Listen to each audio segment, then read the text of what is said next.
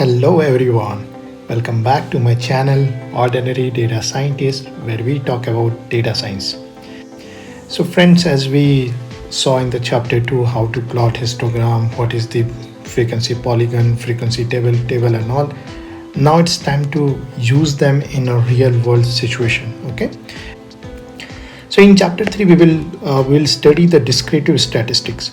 So if you remember, in the chapter 1 I talk about statistic in two ways. One can be done on population, which is called descriptive, and one is done on sample, which is called inferential. Yeah, so in the chapter 3 that we have today will be mostly on the population. All the analysis that we will perform will mostly be on the population only. Okay, now a couple of things that we have to learn in these chapters. The first thing is the central tendency of the data, like how the data is spread across its central point. What is the average of the data and all. And the another thing that we will study is the variance and standard deviation. So this analysis we will perform on ungrouped data first, and then we will perform the same analysis, mean, median, mode and all, on the group data also. Okay, towards the end we will study few more, and then we will perform all this analysis on Excel also, Microsoft Excel.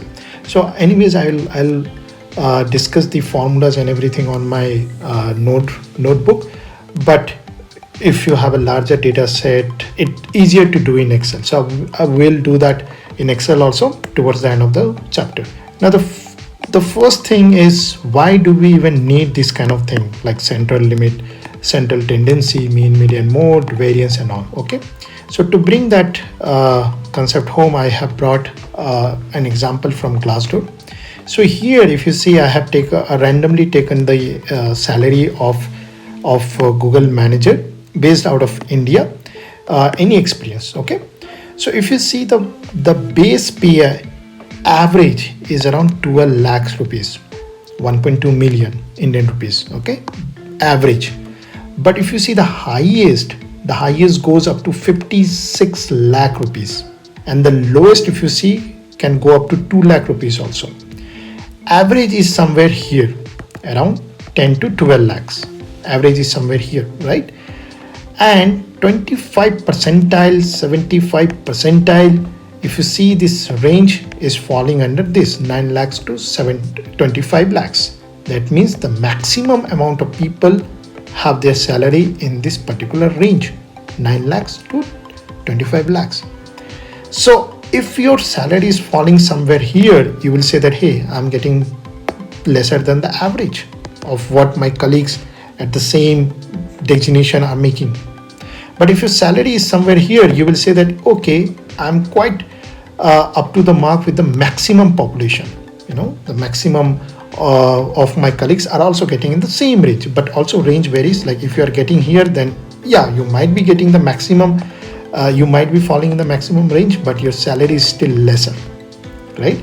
But if you are falling here, let's say here around 50 lakhs, that means you are towards the top 5 or top 10 percentage, right?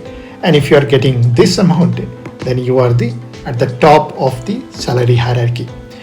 So I didn't share any other information. I just shared a couple of information on an axis, on a number line or whatever you say, the highest, the lowest, the average data point, which is nothing but this, and some percentile. Based on that, any Google employee who are in this designation can find out that, okay, how their salary is compared to their colleagues. Yeah. So this is the importance of the central tendencies, and also also the variance and standard deviation. It will help you to understand the behavior of the data. Okay, so let's move to the notebook now, and let's quickly take a note of what exactly we need to understand. So descriptive analysis. We will study the central tendency of the data along with variance and standard deviation, right? So we'll study them. And why do we need to study? As I said, it will help us. Why? So why it will help us to understand the behavior of the data. As we take the example of Google, right? How the data is spread across. If you see the example here in Google, the salary is spread from 2 lakhs to 56 lakh. Huge variation in the same country. It's not like that US people are getting 56 and Indian people are getting 2. No, it's same country. Only might be experience matters, but it's a huge range, right? So it's really important to understand the range also. Yeah, help us to find, let's say, average, max, mean, etc., to make better decision. Now, if I'm an HR and I see this kind of trend in my company that certain people are the same designation, if they are having same designation, that means they will have minimum work experience of let's say 5-6 years, right? If they are manager in the company, they will have minimum experience something. Of course, there is no upper limit of maximum, but at least the minimum experience, this salary is too less.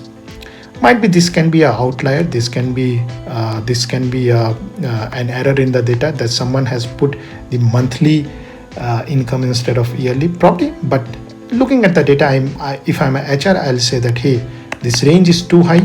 I need to probably close the range. It should not be that much. So this kind of decision you can make using by looking at the by looking at the central tendency, all those kind of thing. Okay. So what are the concepts that we need to learn today? There are 3 central tendency method. The first one is your mean, and then median, and then mode. Okay, 3 methods. We'll study 3 methods to find out the central tendency. So what is mean? Let's say class 9th, where the student A, B, C, let's say AZ, they scored something, let's say 150, 250, 650, 750, 350, and so on and so forth to 950. This is the score out of total score is equal to 1000. Out of 1000, this particular student scored 150, this score B scored 250, C scored 650, and so on and so forth. Now the average of the score, average of the class will be your summation of all the scores, right? You will sum the x1 plus x2 up to your xn, and then you will divide by number of data points. And yeah, so you will add 150 plus 250 plus 650 up to 950 and divided by, let's say you have 100 students, so divided by 100, that will give you the average. So here we can write the formulas xi divided by n, where I is equal to 1 to n. Now second is your median. Now this is your tricky one. What is median? Now median means if you have the range here, let's say your salary from the below example, let's say the minimum salary is 2 lakhs goes up to 56 lakhs. So these are the data points, right? There will be, let's say there will be thousands of people who has given the information on Glassdoor, and then Glassdoor has plotted all the salary data points on an axis and then found what is the average, what is the median, mode, and all. So if this is the salary range and these are the different employees who has submitted their salary, can I find a point where I'll say that, okay, on this point, whatever x, 50% employees are getting more than X and 50% employees are getting less than X. And please mind that this is like thousands of employees who submitted their salary on Glassdoor. It's not the whole population, it's a sample, like thousands of employees, whoever came to visit the Glassdoor. So can I find this data point? Okay, and then I'll say that 50% here, 50% here.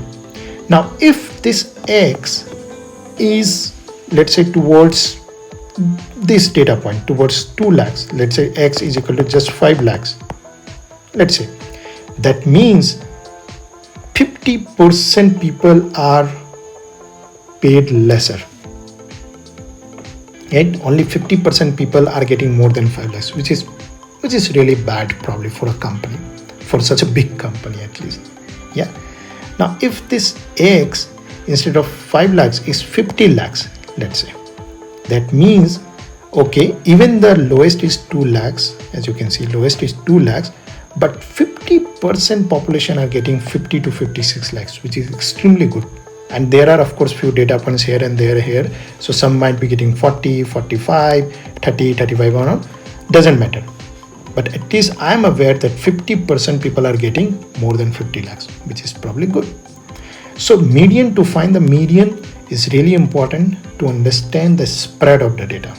So to understand the spread of the data, yeah, spread of the data, this will help you.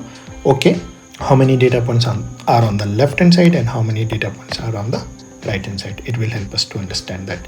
So how to find median? So here we have one example with the calculation how to find the median. We'll understand that here.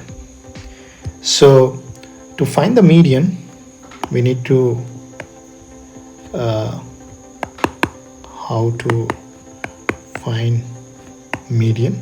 Okay, so the first thing we will do, as I showed here, 2 lakhs to 50, 60 lakhs, it cannot be here 3 lakhs. It cannot be here 50 lakhs, right? It cannot be.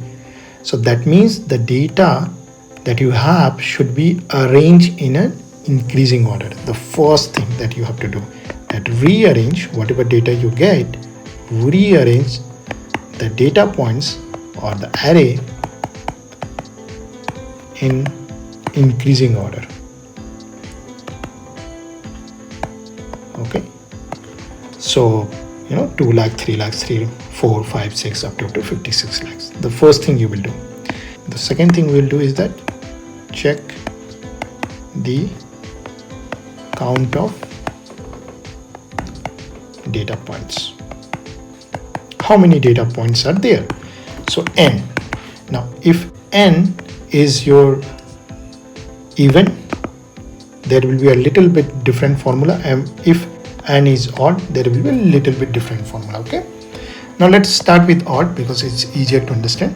Odd is like 101, 105, 201, something like that. If n, your data points are 101, you will say that the 51st data point will be the middle point, the central point. Around that 51st point, 50 will be on the left hand side and 50 will be on the right hand side. Similarly, if it is 201, you will say the 101st will be your central point, because 100 points will be on left hand side and 100 points will be on the right hand side. Okay, so now let's convert this logic to a formula. So if n is equal to odd, your median will be, the central data point will be n plus 1 divided by 2. That means if n was is equal to 101, so it will be 101 plus 1 divided by 2 is equal to 51, 51st data point, something like that. Okay, now in case of even will be like n is equal to 100 or 200 or something like that.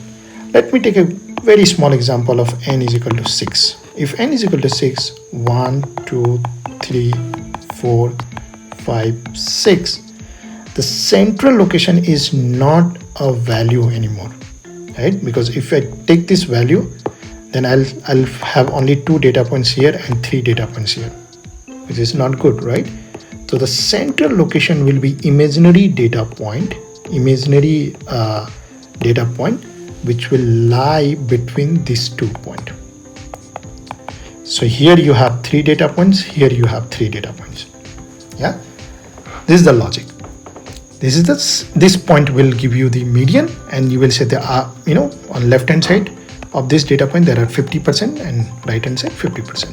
So if I need to convert this logic to a formula, it will be average of midpoint value and average of midpoint plus 1 value, right?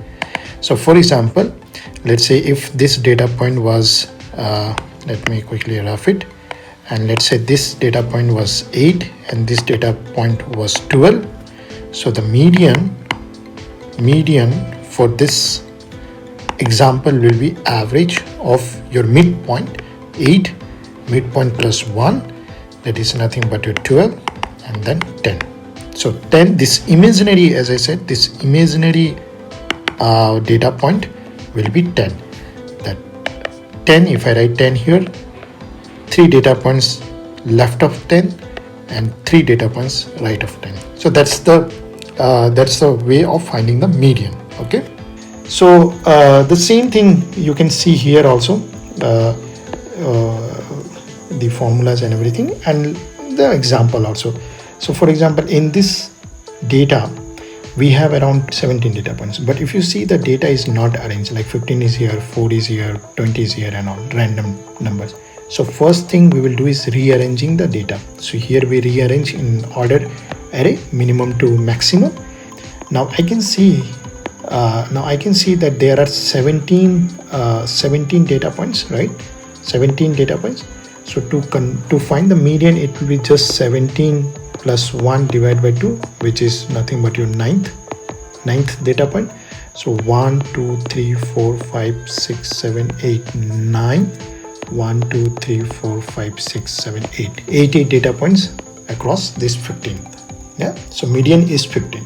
Now if we have 16 data points, okay, now if you have 16 data point, it will be average of 8th and 9th data point. Yeah, so average of 8 is 1 2 3 4 5 6 7 8, and 9th is 15, so it's a 14 and 15, which will give you the 14.5. So instead of 14 or 15, the median is 14.5, and you have the data points like this. Okay, now let's quickly cover what is mode. So why mode is important? Now mode is important to understand that, okay, let's say you have 5 data points. Okay, one is your 10, another is your 1000, but remaining 3 is your 100. All are 100. Remaining 3 all are 100. Okay, so if this is the case, you will know that, okay, the minimum is 10, maximum is 1000, but the maximum of my population is having 100. So I'll really care about probably this group. So that means the mode is nothing but the most occurred data point, or the data point which has the most number of frequency. That's it. Okay, it can be 2 3 5 whatever, but it has the maximum occurrence in the data. So if I give you an example, let's say this example. Now here, if I need to find the mode, I'll say that, okay, 15 has occurred twice, 19 has occurred 4 times, 27 has occurred twice, and the remaining have all the data points have occurred once only. So 19 has occurred 4 times. That means the mode for this data is 19. Yeah, that's the insight that I will generate using the mean median mode. So people, we will understand why mean median modes are important in statistics, but as of now, let's please try to understand the concept first, and then we will go to some of the application also. So now let's quickly cover a few other concepts also. The first is your percentile. Now what is percentile? Now you might have seen the example of Google, is that you had observed that okay, this is 25, this is 75. What does it mean, 25 or 75? What does it mean? Okay, so if you are not coming from a statistic as such, but you will still say that okay, that means at least 25% people are getting around this salary and 75% of the people are getting around this salary. Only 25% people are getting more than 25 lakhs. That's what probably you might have guessed. So here we can literally see that the employees, the maximum employees, 75% are underpaid compared to the maximum salary. So the same thing we'll do in the percentile is that first of all we'll plot the data points on an axis, mean to max, and then divide this entire axis into 100 chunks, smaller chunks. Okay, break into 100 smaller chunks. That's what we will do.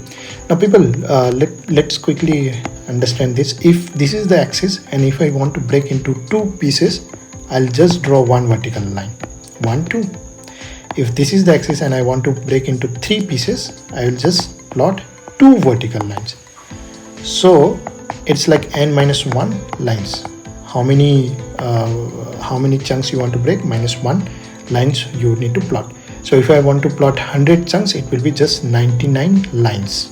Okay, so that's why the maximum percentile that you might have heard is 99th percentile. Okay, that's the logic behind that. Now, what is percentile? Where do you see the use case of percentile? So if you have appeared exams like GMAT or JEE or something like that, the competitive exam, you might have heard your rank is in top 5 percentile, or your percentile is 95%, something like that. You might not hear the score, like did you score 50% marks, 60% marks or not, but you must have heard about your ranking, because there score doesn't matter, right? Score doesn't matter, ranking matters. How did you perform compared to the other candidates in the exam? Okay, so 95 percentile means 95% of the students or candidates, those appeared in the exam, are below your rank. You are in the top 5% of the students. Now here I didn't comment on your score. You might have achieved this percentile with just 50% of the score. You just score 50% or 60% or even 99% might be. But I don't know the score. I just know your rank, that out of 1 lakh students or 10,000 students who appear in the exam, you are in the top 5%. That's it. So the percentile will help us to understand the position of our data compared to the other data points. It just helps us to understand the position of the data, compared to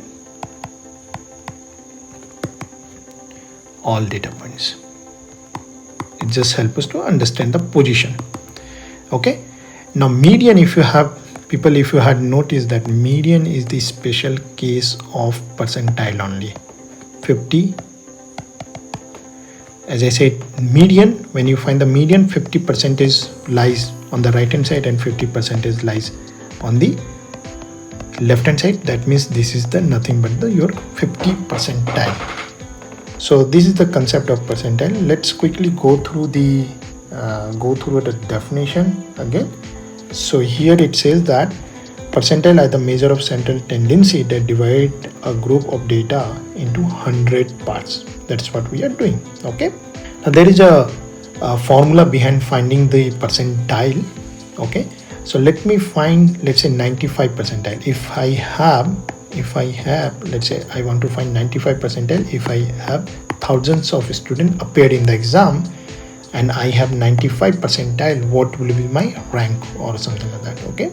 To understand what is the location of the percentile, it's like that if you have an axis, there can be so many data points, right? Now if I want to find that, hey, if tell me the position of 80th percentile, so you will say that okay, this is the 80th percentile location. That means 80% data fall under this and 20% data fall under this. Similarly, if I say 95, that means 95% data points will fall under left hand side and remaining 5% will fall under right hand side. Okay, so that's the, you just want to find this data points here. Okay, let's say if you wanted to calculate your 95th percentile and you had like thousands of students, what should be your position? So P is equal to your 95, N is equal to your 1000, right?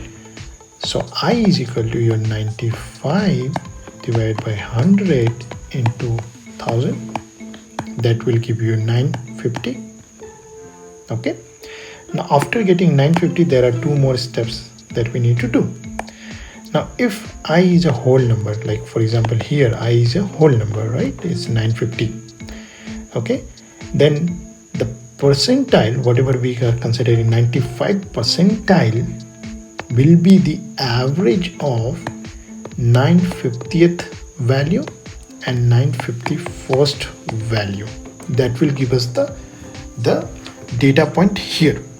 Let's say this is like X. If I get X, then I will say that, hey, the 95 percentile, the 95 percentile is at X. So 95% data point will fall below X and remaining 5% data points will come above X. You will get this data point. So please remember that using this calculation, you are finding the value of that.